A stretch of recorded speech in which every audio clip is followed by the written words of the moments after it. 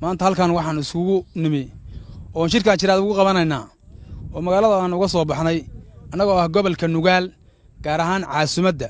waxaanu ka hadlaynaa ciidamada la dul keenay magaalada la dul keenay iyo qoryaha lagu jaraayo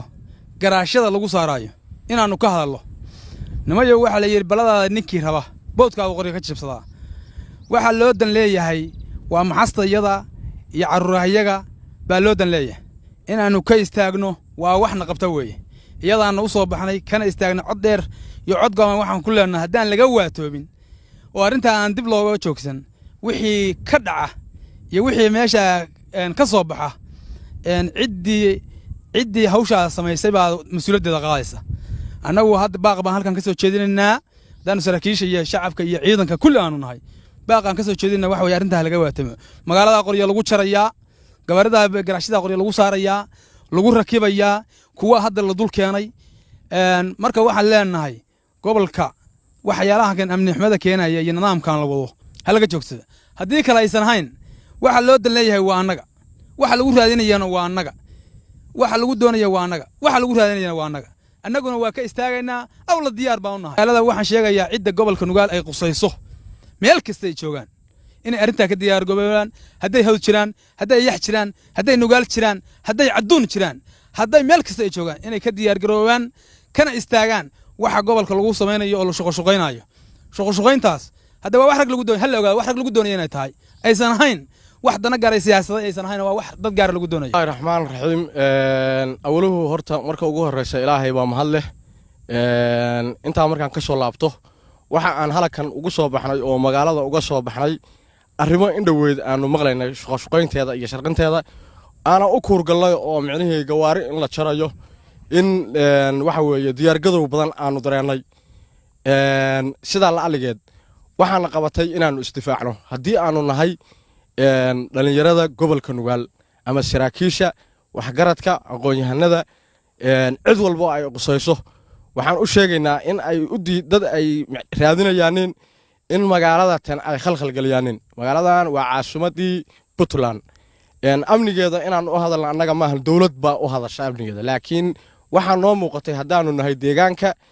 dad deegaanka raadinaya oo aan raadinayn aan u arag xukuumadda micnihii waxyaalaha khaldan iyo aan ka hadlayn ee u socda deegaanka oo ku hanjabaya inay garow dhulka la samaanin sida la aligeed waxaan qabatay inaanu ka diyaar garowno ninba wuxuu yiri baroorka dhiladu ma dhacsana waxaanu u diyaar garoobaynaa inaanu caasimadda difaacno oo ka difaacno cid kasta oo khalkhal galinaysa waa caasimad Puntland weeye waxa weeye Puntland baa wada leh laakiin cidii khalkhal ku wada oo arrimo siyaasadeed iyo nidaamyo kale iyo gacmo kale aan dareemayno inay ku jiraan oo saddexaad oo aan ahayn micnihii sidii ay ahaan jirtay Puntland baanu dareemaynaa cadawgu meeshu jiray dad aan u socon baan dareemaynaa garow dad u soo qaadanayo hubkii meesha looga baahnaa inta ka soo raray la soo aadayo garow waan dareemaynaa waxaan dareemaynaa garow qoryo lagu gawaari lagu saarayo oo kuwa la jarayo waxa weeye wax badan baan dareemaynaa sida la aligeed waa u diyaar garownay wixii ka yimaadana waxa u maleynaya iyaga ayaa waxa weeye kafaaro qaadi doona ummadda reer Puntland waxaan leeyahay isku duubni baa looga baahan yahay iyo wada tashi iyo walaal cid gaar ah hadda anagu aan farta ku fiiqayno ma jirto laakiin Liibiya waxyaalo badan oo aad waxa weeye dadku Liibiya ay dhageystaan oo ay kala socdaan waxyaalo badan oo dad Liibiya ay soo marinayeen caasimadan duminayna garowe waxay tahay marka waxaan leeyahay amni baa ummadda ku filan amniga ummaddu ha ka wada shaqeyso waxa xunaha laga waatoobo inta waa talagaliyo wixii inta soo dhaafsiisan waan u diyaar garownay waxa weeye wax ka qabadkeedana insha Allah bil kariim hadii aan si degdeg ah oo aysan uga noqon ciidamada iyo hubka la jarayo oo ay ku yihiin garowe lidda ay ku yihiin annaga ayaa ka jawaabayna hadii Ilaahay yiraahdo wassalaamu calaykum waraxmatullaahi wabarakaatuh dadka ku wada amniga Puntland khalkhalka ku wada inaanu cadayno in aan loo dul qaadan karin lagana yeelayn waxa la sheegayaa ciidamo kuwii loogu talagalay inay shisheeyaha difaacaan in waxa weeye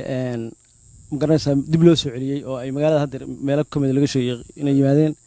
waxa weeye baawur baa la sheegay magaalada lagu jiray waxaan u sheegaynaa inaan laga yeeli doonin wixii cid kasta oo waxa weeye wixii maartay maamulka ka hor imaanaya sameynaysa ama khalkhal kicinaysa inaanu ka yeelayn annagoo maartay kaashanayna dowladda waxa weeye waxaan kaloo rabaa inaan qodob kale ka hadlo dad badan baa miidiyaha hadda ka hadlay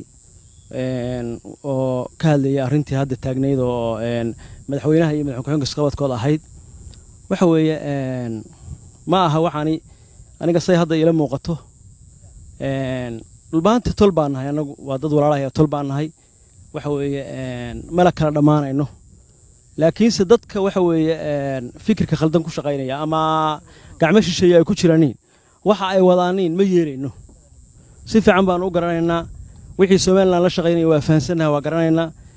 laga yeeli maayo inay maaragtay amniga ay ku cayaaraan ama ay kharibaan ka yeeli mayno uguna dulqaadan mayno insha Allah ta'ala annagoo kaashanayna dawladda iyo saraakiisha cid walba wassalaamu calaykum waraxmatullaahi wabarakaatuh dalka dawlad baa ka jidha waxa weeye maamul baa ka jira dadka deegaanka oo waxa weeye maamulka qaybtoo tahay waa waxa naloo sheegay inay ka wadaaniin deegaanka qalqal ka wadaaniin meeshan anaga maxas baa noo taalla dhalinyaradii iyo saraakiishii baanu nahay deegaanka waxaan u sheegaynaa dadka khalkhalka ka wada magaalada oo ciidamada dul keenay oo qoryaha dul keenay oo meeshii loogu talagalay inay geeyaan aan keenin la soo aaday maxastayada iyo carruurtayada waxa mas'uuliyadda meesha ka dhacday inay iyagu mas'uul ka yihiin annaguna aan u diyaar garownay 24 saac gudahoodna waxaan u sheegaynaa haddaan carruurta iyo maxasta qoryaha la dul guso dul fororiyo ciyaalada xunka meesha halka nimanka meelaha la shishiraya wixii soo gaaray inay iyagu mas'uul ka yihiin waxaan u sheegaynaa dawladda waxaan u sheegaynaa odayaasha waxaan u sheegaynaa ismada inaan u dul qaadan karin yeelayna waxa ay la wareegayaan waxa weeye waxa loogu talagalay cadawgii aan u wada diyaarsanayn inaan iska dhicinno baa annaga nagula soo jeeseen qoryihii waxa ka shaqaynayaan de kulligood ma ahan waa wax yar oo aan waxba garanayn weey oo wax ma garataa oo dana kala wata oo dad kala soo dirsadeen qaadana mayno waxaan u sheegaynaa marka annagu diyaar waxaan u nahay inaan hawshaas jawaab ka bixino haddii lahaydmo haddii aan nala ka dulqaadin meelaha baabuurta la keenkeenayo qoryaha carruurta iyo maxasta lala soo aaday waajibka ay leeyihiin aan marino haddii lahaydmo baan ugu baaqaynaa ummadda reer Garawana waxaan leeyahay adeer meeshan maxastiinni iyo carruurtiinni ma taala waxa weeye u diyaar garooba hawshaas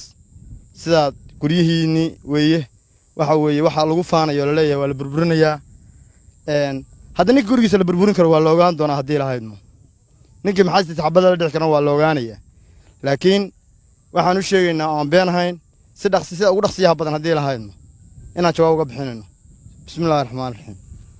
ummadda Puntland oo dhan baan horta salaamayaa iyo madaxdeedaba inkastoo aan u jeedo maanta in ay doonayaan dadkii inagu aan isku aaminay inay dusheena ku dagaalamaan marka taas annagu ma u dul qaadanayno korkayagana lagu dagaalamayo reer Garow cid aad isku haleynaysaan maanta ma jirto xaqiiqadan idin sheego marka mana haboono in korkayna lagu dagaalamo hadii la dirirayo meelaha laado waa difaacina maxastayada si cad waana ku talagalay go'aankaasna